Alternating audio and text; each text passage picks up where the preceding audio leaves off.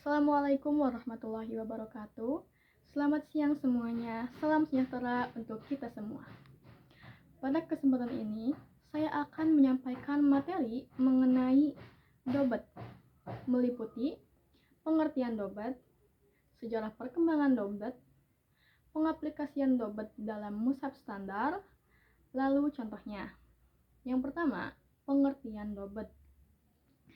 Dobat adalah sistem tanda baca yang ada dalam mushaf Al-Quran, berfungsi untuk menunjukkan cara membaca huruf secara benar, seperti harokat, tajwid, tanwin, sukun, dan tanda mad. Tujuan utama dobat adalah menjaga keaslian lafaz agar tidak terjadi kesalahan saat membaca, khususnya bagi umat Islam yang tidak berbahasa Arab secara alami. Dengan adanya dobat, pembaca menjadi tahu cara membacakan huruf ataupun mengsuarakan huruf, bukan menulisnya saja. 2. Sejarah perkembangan dobat. Pada masa Rasulullah SAW dan para sahabat, mushaf Al-Quran belum memiliki tanda baca. Tapi setelah Islam menyebar ke wilayah non-Arab, mulailah terjadi kesalahan saat membaca. Disinilah tanda baca dibutuhkan.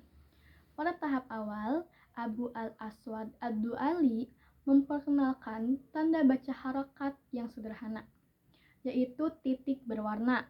Lalu, penyempurnaan besar terjadi pada abad kedua Hijriah melalui tokoh penting yaitu Khalil bin Ahmad al-Farahidi.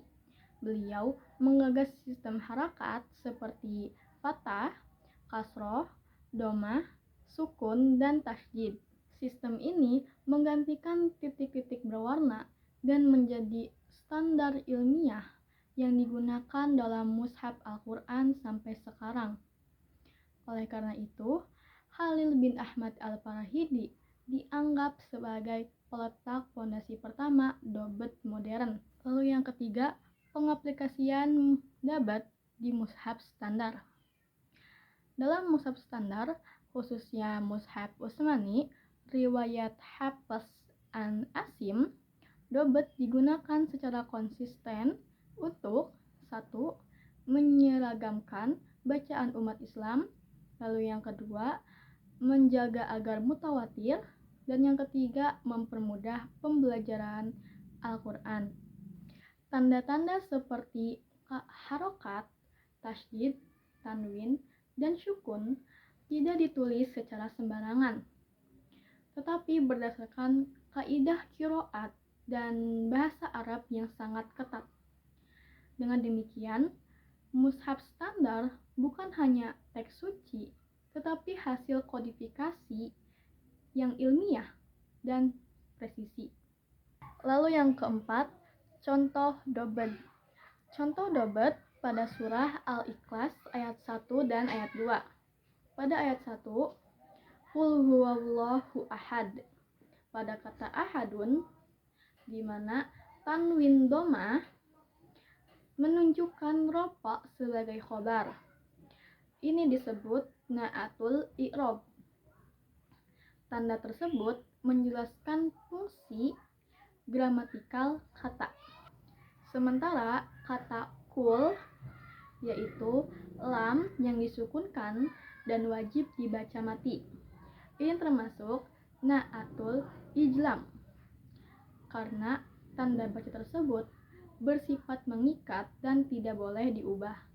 Lalu pada ayat kedua, Allahus somad, pada lafaz Allahu dan as-somadu, harakat domah menunjukkan keduanya dalam keadaan rofa sebagai mu'tada dan khobar.